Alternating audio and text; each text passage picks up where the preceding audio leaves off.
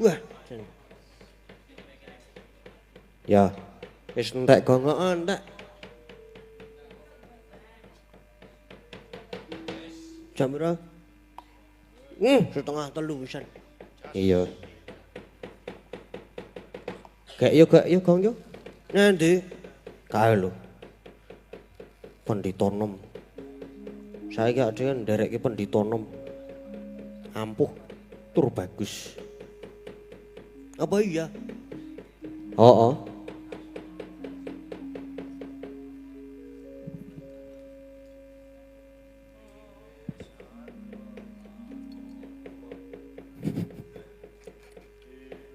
Arep nganggo apa? Manut.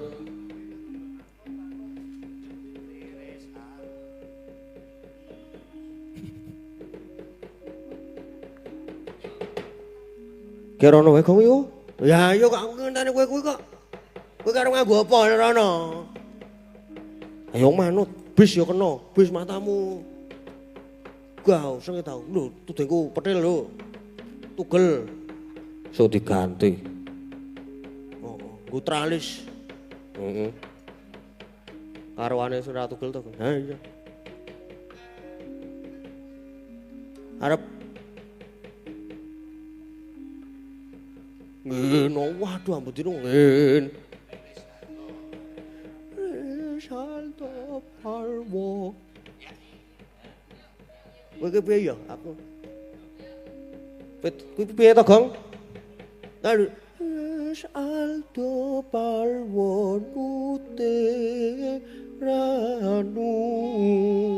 Kuwi. Ngono kuwi.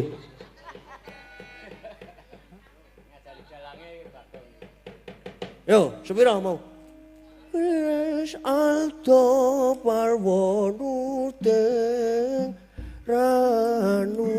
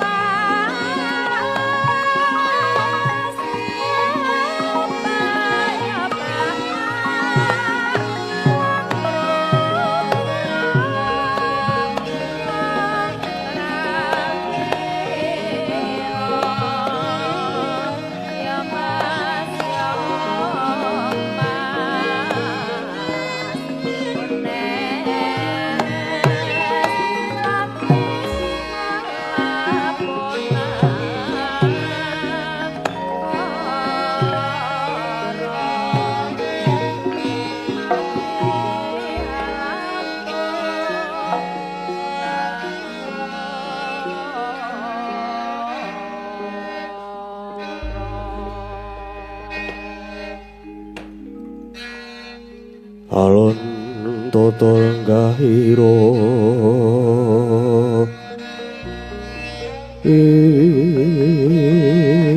Isang Warta Tameng Tasih Wisuda Andana Raras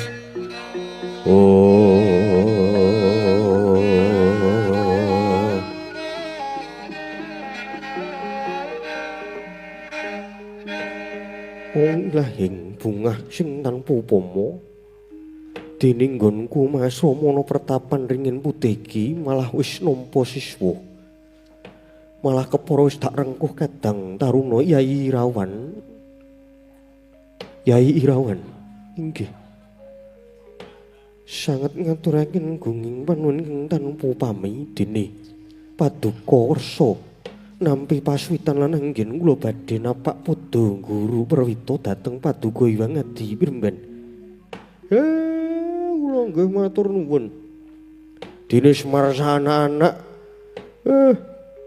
wonten mriki nggih pun direngkuh dados kaluwarga.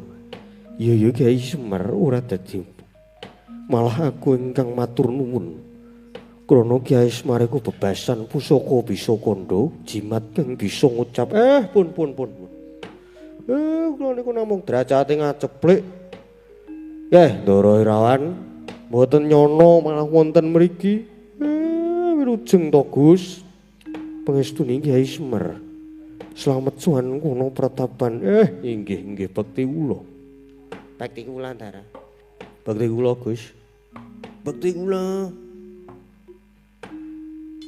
Yai Irawan sumengko pengawak Bajra Bayana wigati apa dene kraya-raya prapta ing pertapan ngringin putih bebasan teken janggut suku Jaja sira lakoni minilar kesatrian mung marani wana pringgo kang yakti caket ing bebaya Yai Irawan Dusang Adi Piremban kekilapan menapa dhateng greget osing manah kula Sediane manah kula sepisan badhe nglebur napak padha Sang Maha Wiku. Keparenga ngaup subratanipun Sang Maha Muni syukur yen to kersa nglubering ngelmi ingkang damel pajaring manah dene ingkang kaping kalih. Kula badhe nyara widhaken dhateng murcanipun kadang kula sepuh. Inggih menika Kang Mas Abimanyu menika Piremban. Kepareng paduka paring sabda tama wong ilahing astuna masidham Yai Irawan yen bab murcane kadangmu wedha Raden Abimanyu aku durung bisa paring katrangan krana iku isih kesasapan ron salumba lan bab nggone roh bakal suwita marang aku iku apa ora luput ciptamu marga lamun sira mamrih aji jaya kawijayan weting kulit atos sing balung para pandhitaning praja tak kira ya wis ora kurang-kurang ingkang padha limpat budine putus kawruhe beda kelawan aku Begawan Madu Bronto iki mung pendhita gunung sing ngertine mung matun gagah lan bebedak satuwana Yai Irawan Piremban bebasan kedung jero ing jinajakan nanging lepasing budi para Jono sujaning budi ingkang saged anjajagi inggih namung sesamining Sujana Piremban Sorote pandam sula awadangi pasa yan kalangi wadana ramu-ramu kalingan hang-hangan sang tiaman nangkung sumungkem guling sang kakung rerepo baboe maneman peraten tek pranto kula dadah ronte Yai Irawan nyoto pratitis Nanging kaya durung titiwancine pun Kakang medharake ngelmu marang sira Yai. Prayogane Yai Irawan saiki sawetara. Mapana dhisik ana pungkuran. Kyai Semar lan anak-anak muga mangkono sawetara padha mapana ing pungkuran merga iki sajake bakal ana lelakon ingkang wigati. Nggih matur sembah nuwun Premban. Lan sendika ngestakaken dawuh Premban. Nggih. Ngestakaken dawuh Premban. Ayo tole. Iki Premban Begawan Madu Bronto. Bakal ana wigati. Ayo sawetara awake dhewe padha mapan ana mburi dhisik.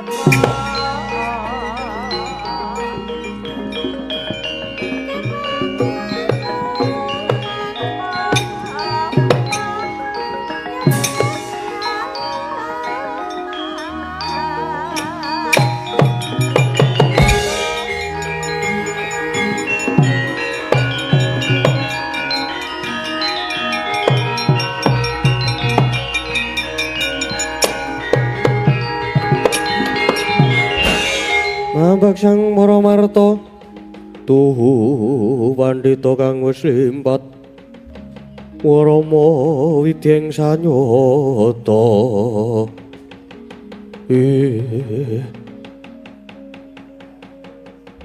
lagi bae aku nedya manjing sanggar palanggatan pertapanku kok kerawan wujuding cahya biru moyo-moyo sumunarmu Prabowo panjenengan menika sinten? Aja sira tambuh marang ulun. Krana bejo bejane titah ora kaya pendhita ingkang peparap Begawan Madu Bronto. Dasare jeneng kita. Nglakoni sumedi tarak broto katitik katon sumunar. Dijamu nyodolan nang sumeblak jagatmu. Kaya ngawe-awe tekane kanugrahan kang aran Wahyu Cakraningrat. Kepengin manukmu ana jagatmu lan kepengin sasana ing singasanadi jiwa ragamu Kak Sang Resi. Wengakno wiwara tamamu. Ulun bakal sajiwa ngomong marang kita lan ragane Pandhita Ringin Putih ya Begawan Madu Bronto.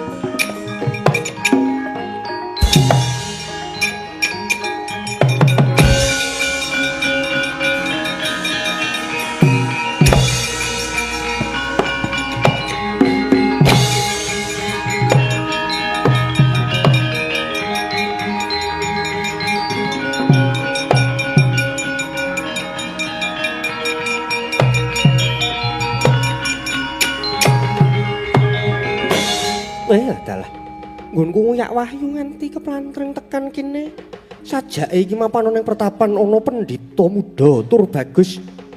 Sapa sing dadi peparapmu pendhitam? Inggih Raden. ingkang kula kangge mangasama menika pertapan ngringin putih dene peparep kula Begawan Madu Bronto lajeng panjenengan menika sinten Raden? Yen kowe pancen pendhita sing kesthik kudune wis ngerti marang aku merga aku iki bocah sing kondang putra nata ing Dwarawati kasih Raden Samba Wisnubrata ya Raden Kusuma Wiratmoko.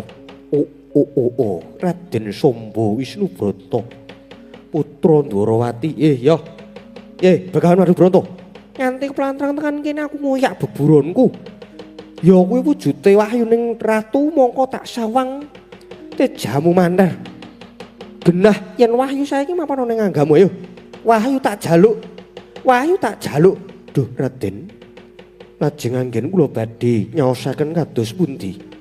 Krana kula mboten rumaos kecodhoan wahyu. Kakehan wus ora gelem ngulungke wahyu, apa kudu tak rada waripeksa kowe, Madu Bronto? Duh Raden, kula mboten badhe ngajab pasulayan nanging kowe iki pendhita Sena, ayo. Yen nyata kowe perwira golek papan sing jembar tak todi sing dadi kadigdayanmu gane ati.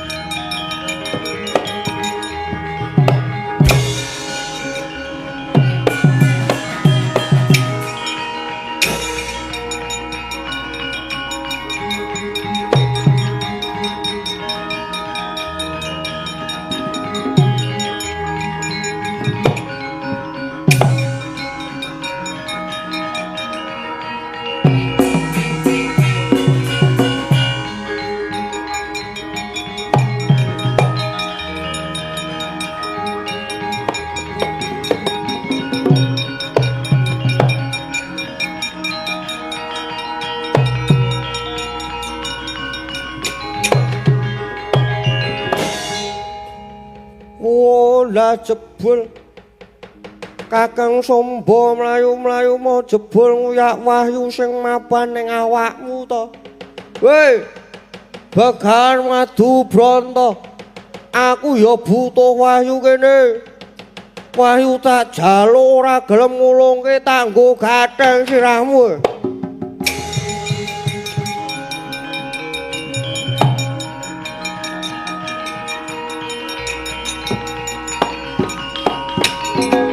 Waduh.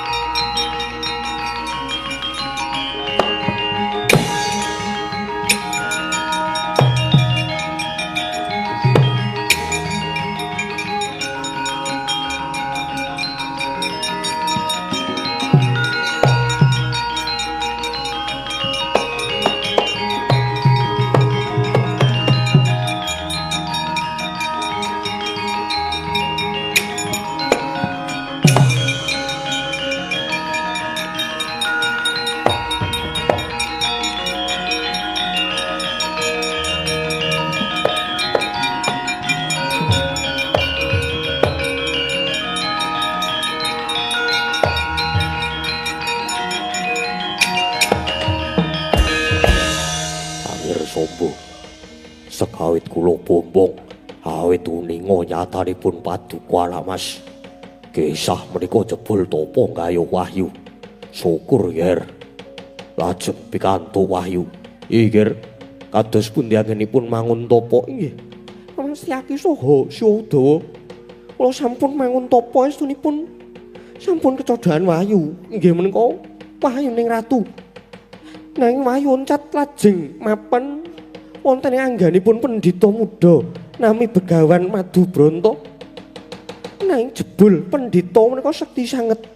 Kula mboten saged ngrebat wahyu Paman Setyaki. Kula nyuwun pangayoman Paman Setyaki. Aduh nggih. Prayogi monggo kondur kemawon. Lampar menika dipun aturke wonten ngersanipun ingkang Rama inggih Koko Prabu Kresna.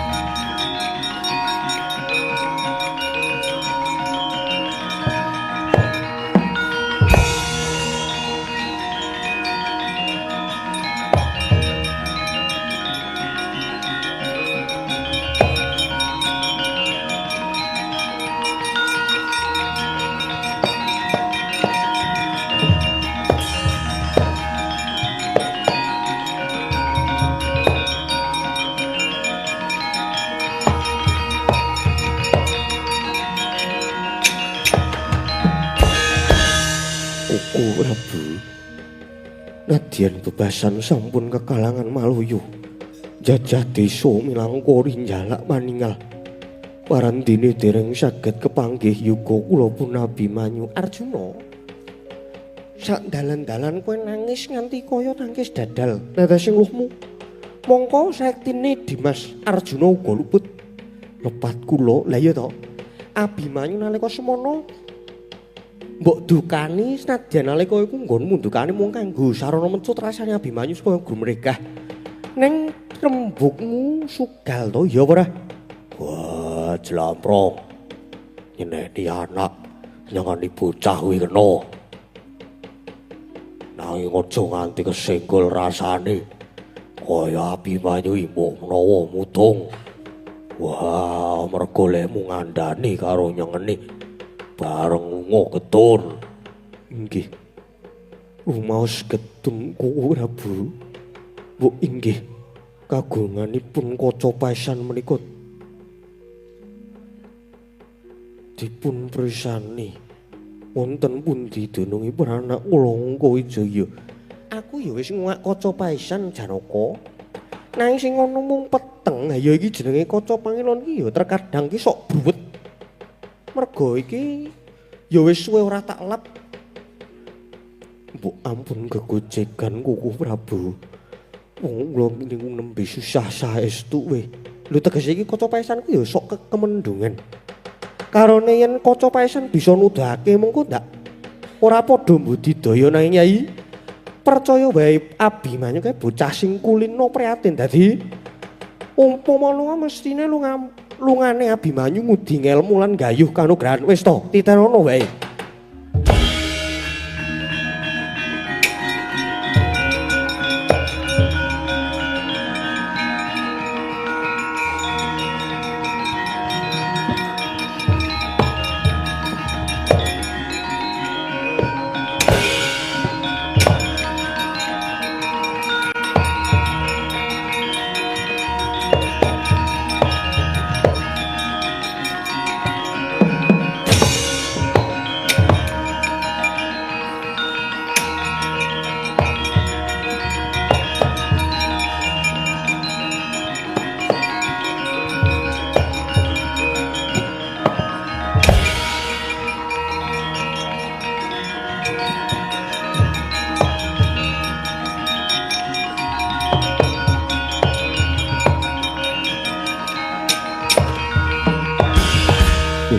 putraning Sun Samba. Gajeke sira mau tak pecut rembug. Banjur sira trima lunga sajahe krasa banjur ngedekake tapa. Lah iya teka banjur nangis ana apa Samba? Nggih Kanjeng Rama. Kula mehun tapa nggayuh Wahyu Ratu. Sampun saged kasembadan. Kedondohan Wahyu nanging boten nginten jebul Wahyu oncat saking Kang Putra Samba. Malah samenika Wahyu mapan ngono ing ngangganipun pendhita ingkang nami Begawan Madubronto. Napa kula nyuwun pangayoman Rama nggih.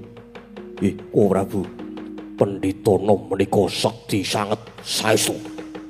Kula boten ngapusi nggih. Nggih. Iki aji sektine Madraguna ampuh. Saestu ampuh. Estu boten ngapusi boten bohong. Lah dalah Arjuna Werkudara. Ayo manupun Kakang tabuke kaya ngapa pendhita nom kuwi.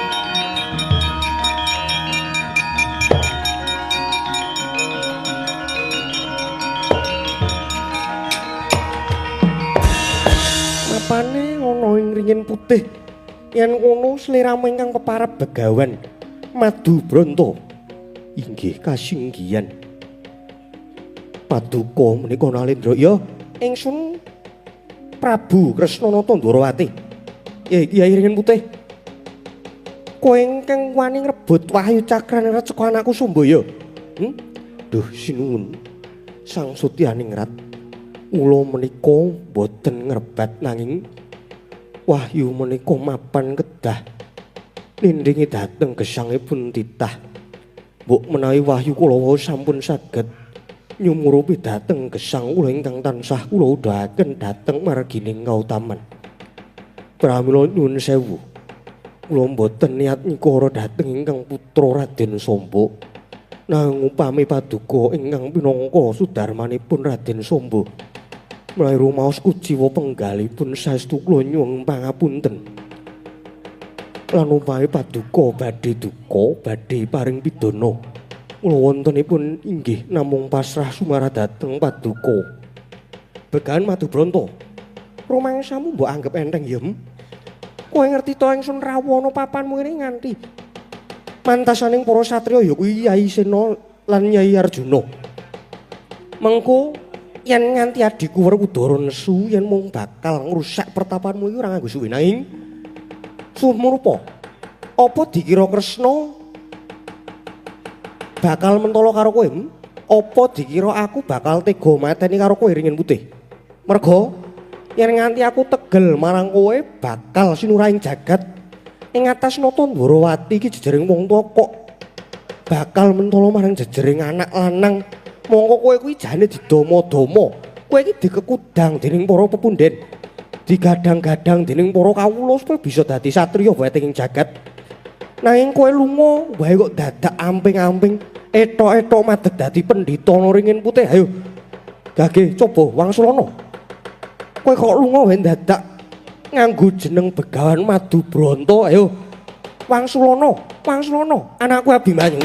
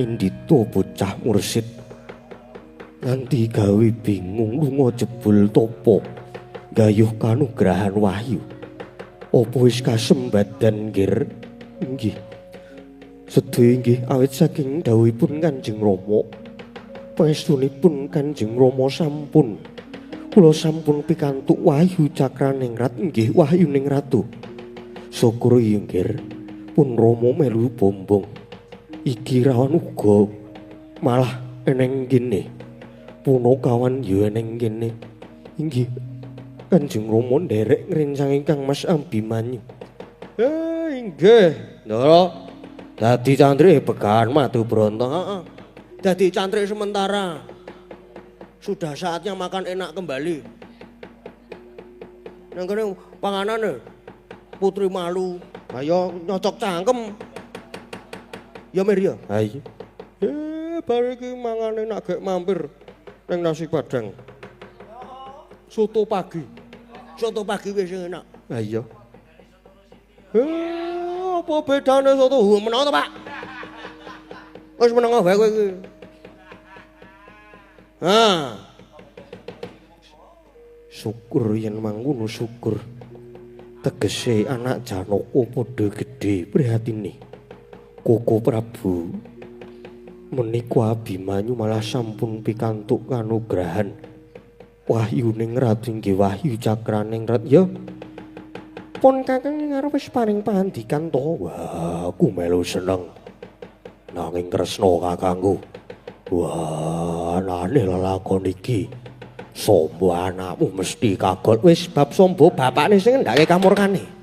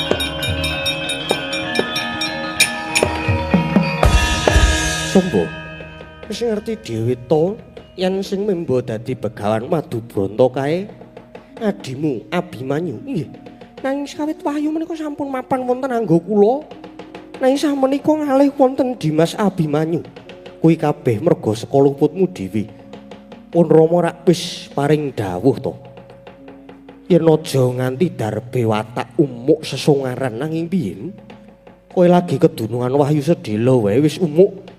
Wis sapa sira sapa ingsun. Mula ya ora mokal.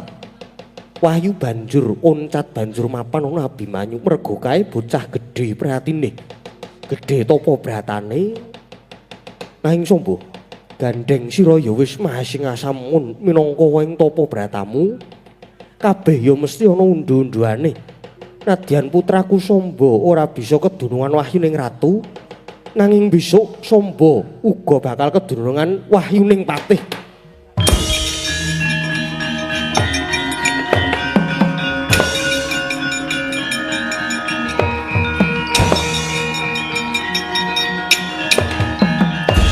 Raden Samba rumaos marang penggalihe, kodheng sutane galih kagol kagelan. Kapilar risah malih benjang timbul menawi wonten lampahan Samba ratu.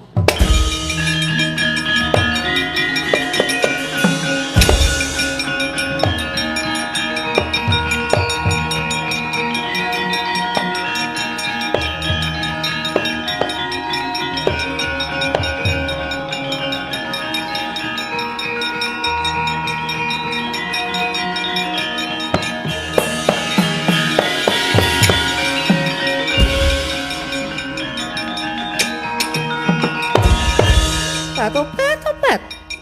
Jaluk Wahyu cakrane rat. Baliya. Kowe iki baliya. Wegah aku. Wahyu cakrane rat wis dipek. Karo Ndara Abimanyu kowe ora iso ngopo-ngopo. Topet. Ayo bali. Ayo pulang, marilah pulang bersama-sama. Tetep tak jaluk Wahyu cakrane ngayal jalungan ngemblek. Marep kowe kiraimu medeni mengko ditutupi kresek lah ya. Bares anggere ana kresek apa bagor kena dienggo nutupi kowe. Ora yo nganggo batale yo kena. Ayo mulih ora? Ora gelem mulih tak batu-batu yo tak mulih.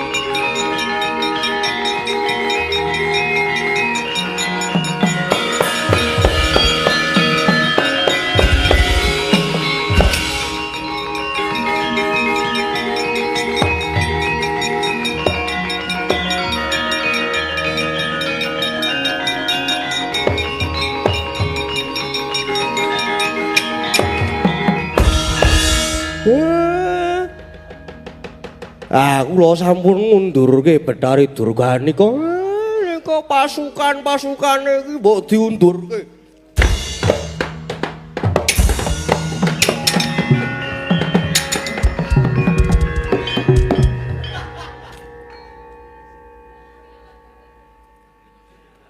Wis. Lah kok men kaya ngono. Rasa kesuwen. Ya nek ngantem ki mat-mat, Mas. Ora duwe nek peteng terus bras-bras. Indomie ku tumplek piye? Ngijole ora? Hah?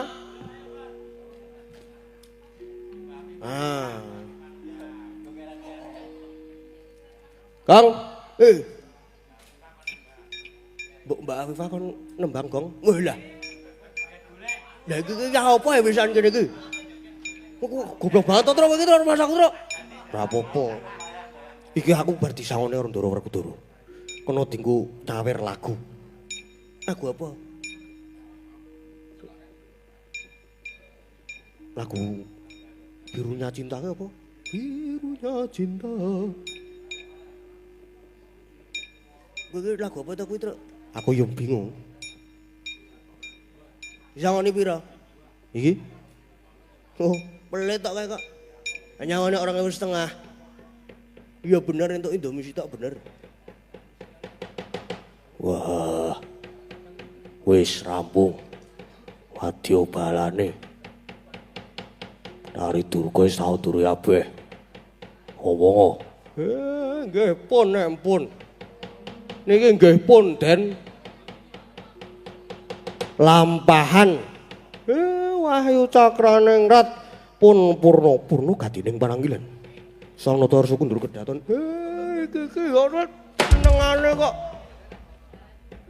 Wis nang kono dikamplengi kae, nang kene dikamplengi iki. Ra berkah, negatif, Don. Wis ra kepenak suasanane ning kono, Gong. Nah iya. Wis do kemresek ta. Heeh. Nang kene wae wis lah. Gek salin. Iya. Lampahan Wahyu Cakraning Rat sampun purna. Ingkang disuwun saged ambabar kanugrahan agung utaminipun dhateng warga masyarakat ing Kalurahan Paduk mriki. Mugi tansah jinangkung binerkan Gusti. Sedaya warga tansah pinaringan kabagas warasan. Rezekinipun ayem tata titit tentrem. Rahayu, rahayu, rahayu Dara.